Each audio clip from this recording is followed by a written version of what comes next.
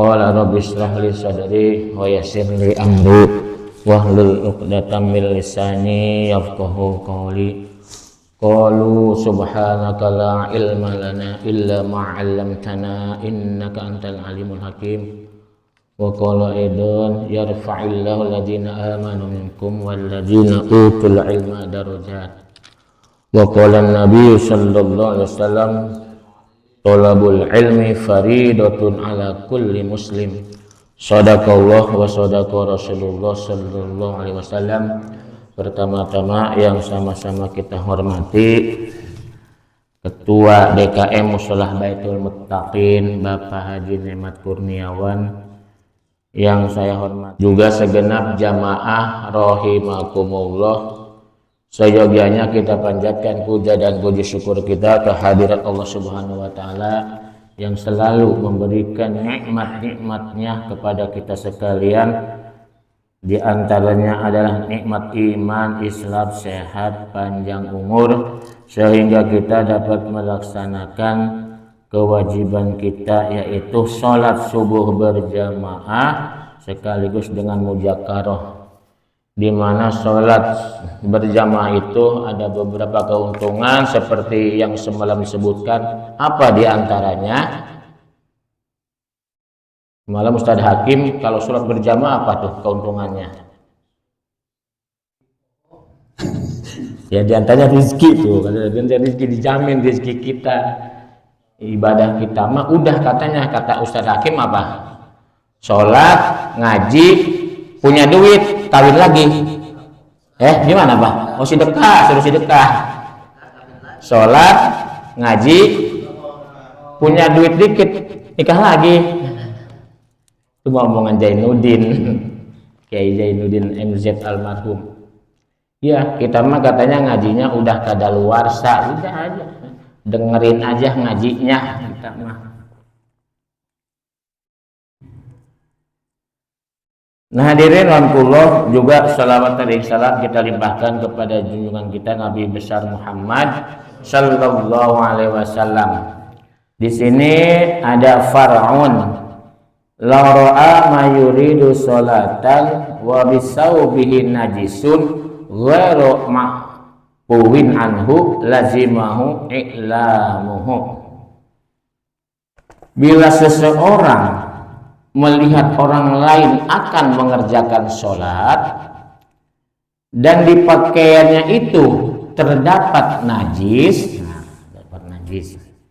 yang tidak dimaaf tentunya, maka baginya wajib ngasih tahu.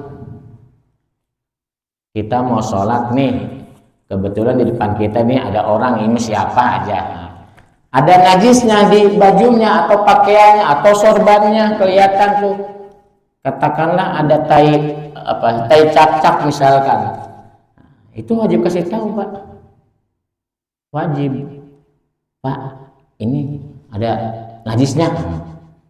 Atau dia lagi sholat, kita belum sholat nih misalkan, kasih tahu Pak, itu nanti sholatnya batal, bukan batal wudhunya, batal sholatnya. Kenapa sholatnya batal? Karena terdapat najis.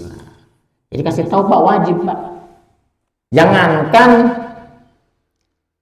dari pakaian, dari gerak-gerak sholat aja misalkan salah, itu harus dikasih tahu.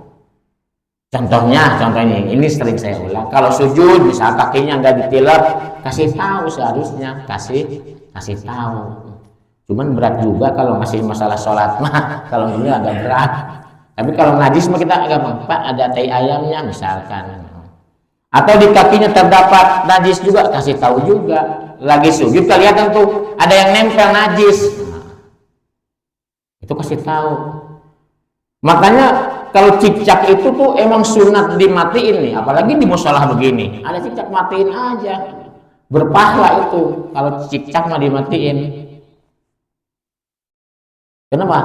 Karena kalau lihat kita posting mah, kalau di rumah kita banyak cicak, itu orang bisa jadi dua kemungkinan, bisa dia wali katanya, bisa dia emang orang yang dibenci.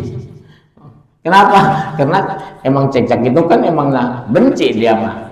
karena ketika Nabi Ibrahim dibakar, dia kan niup-niup, bukan niup matiin, tapi niup untuk supaya gede, walaupun tidak seberapa nilainya, tapi tetap itu perbuatan jelek.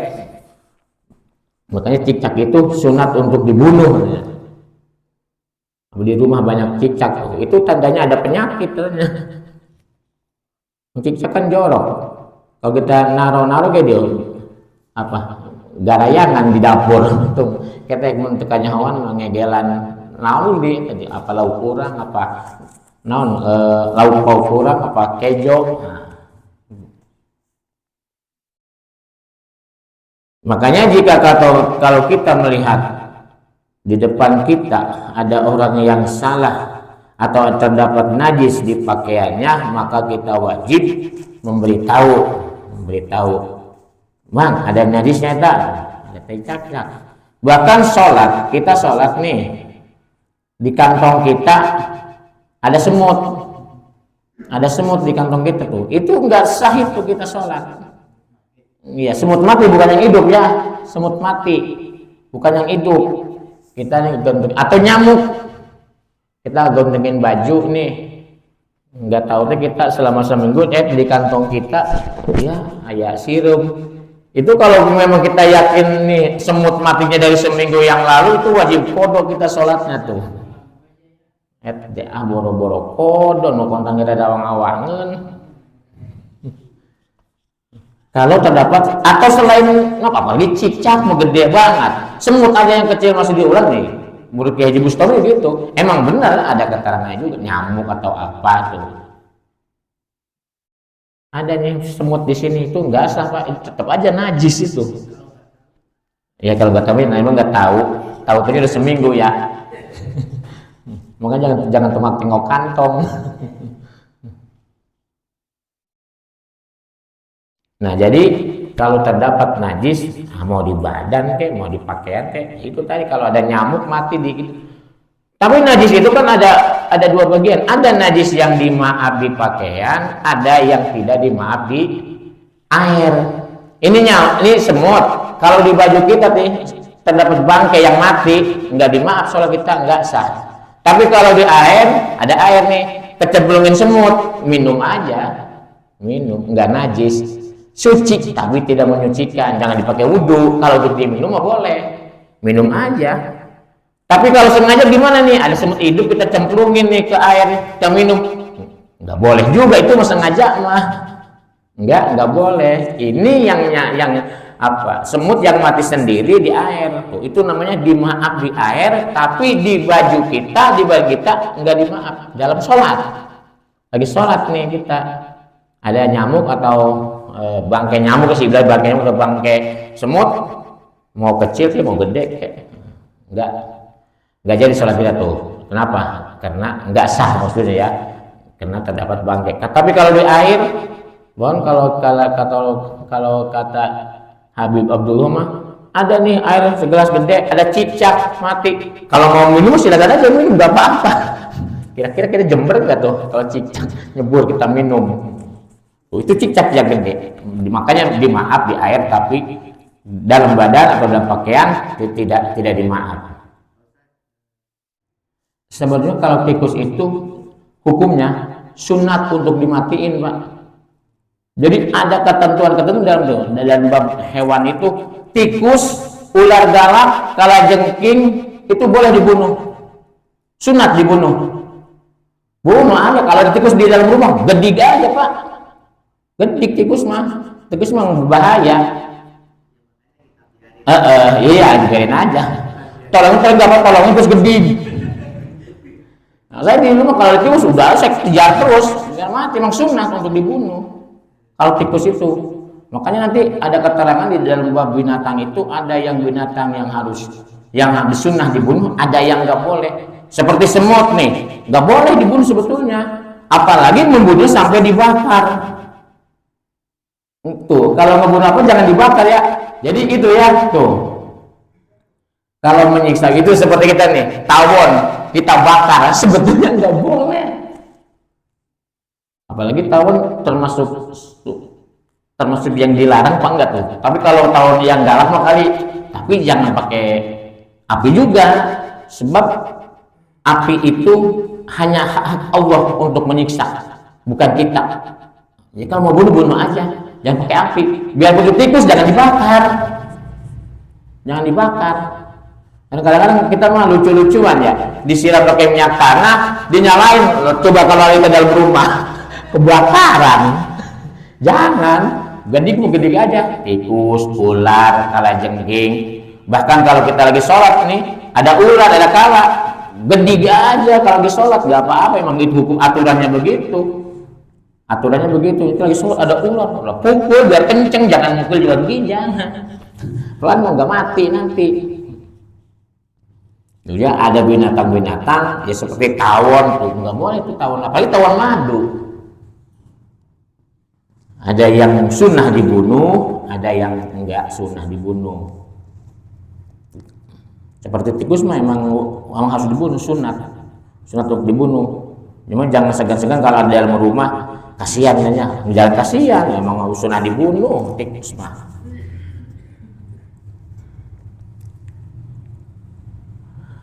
Wa kaza yalzamuhu ta'limu marra'ahu yakhullu biwajibi ibadatin fi ra'yi muqalladihi.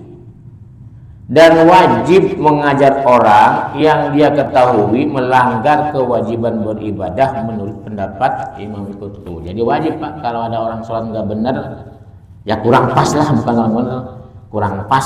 Kita mau lihat dari gerakannya aja dah. Kalau sujud hati-hati nih ya.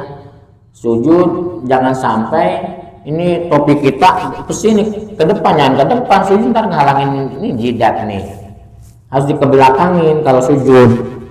Biar ini jidat kita menyentuh lantai. Jangan ditutupin begini, nggak sah nanti. Jangan gini. Kan juga kalau pakai topi ini macam-macam. Kalau gini buat nampang, kalau ini buat sholat, kalau gini buat main gaple ya, video mah.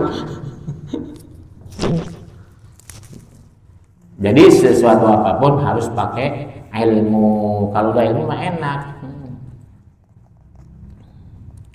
Nah bab cabang ini udah selesai, yaitu bila mana kita melihat orang sholat ada najisnya, kita wajib ngasih tahu, Pak, Mas, Akang, ini ada najisnya tuh sorbannya atau pakainya gitu.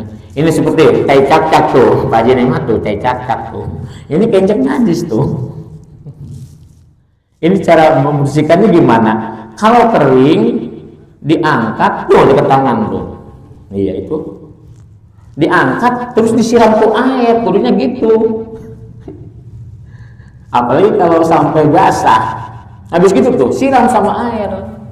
Itu namanya sebutnya najis hukmiyah. Jadi tidak ada kayak air kencing bocah, bekas air kencing airnya udah nggak ada, baunya udah nggak ada, tapi bekas kencing itu cukup disiram, suci baru.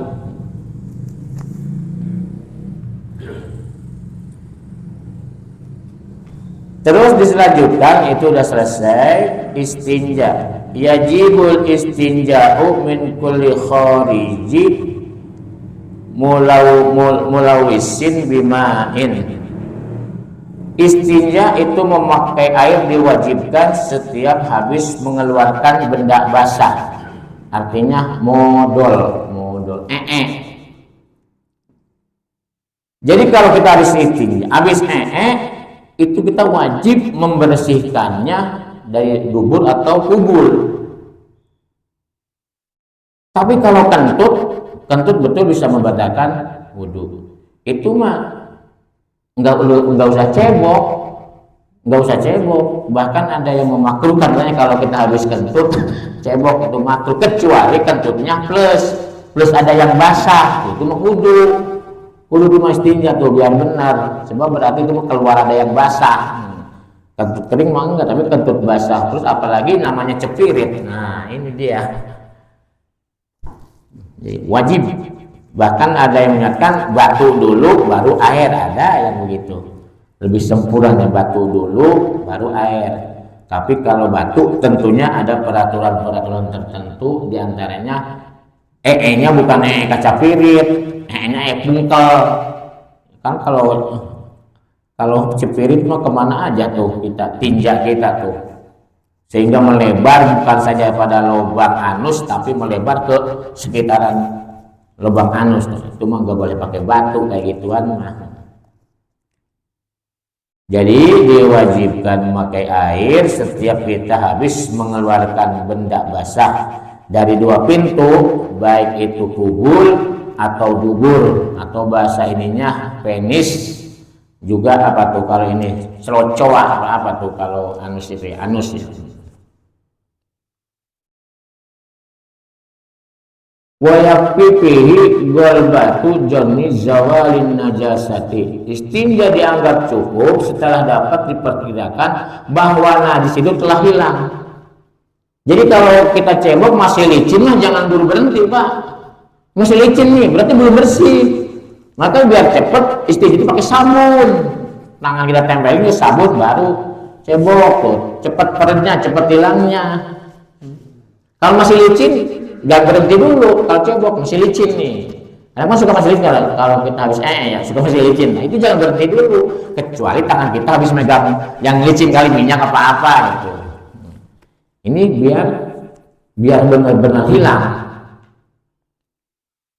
Wala yusannu hina izin syammu yadihi. Jadi tidak disunahkan untuk mencium tangan yang semula dipakai beristinja. Itu kan habis gini ya, dicium, nggak sunnah. Kayak kerjaan habis diambuin, jadi nggak ada aturan harus dicium, enggak. Habis cium, ambuin dulu nih, tangan kita ini bau enggak ya? Nggak sunnah. Jadi bapak jangan mencoba-coba mencium. Udah aja kalau udah bersih, nggak disunahkan kita habis cebok cium tangan masih bau apa nggak sunnah. Kalau mau dicium silahkan aja. Wah masih bau nih, cuci tangannya tuh. Ada dalam peraturannya nggak disunahkan sehabis kita istinja untuk mencium tangan kita. Wayang bagil istirahahu li alla yabqa asaruha fi tadaifi syarjil maq'adati. Seyogianya istinja itu dilakukan dengan cermat, artinya teliti pak. Teliti, kalau kita cebok teliti, harus teliti agar sisa-sisa najis itu tidak ada yang masih tertinggal pada lipatan-lipatan kulit kita atau di lubang dubur. Harus teliti. Biar kan kalau cebok itu nongkrong, kalau wudhu duduk seharusnya, kalau mandi berdiri, aturannya itu. Kenapa mandi berdiri? Untuk mengirit air. Kan kalau di kepala kan semuanya basah. Ya tentunya untuk mandi-mandi biasa, tapi kalau untuk mandi janabah ya tentu harus ada nongkrongnya juga. Sebab itu lubang-lubang anus itu harus terkena air. Kalau wudhu kan kita mah mau gimana aja ya, sama sunatnya duduk. Wudhu sunatnya duduk, makanya kalian kalau di tempat itu ada yang duduk. Sekarang kita model masjid-masjid yang dianggap modern justru kencingnya diri, ya kencing diri. Emang kita susah juga sih kalau pakai celana panjang mah kalau untuk duduk, kalau untuk kita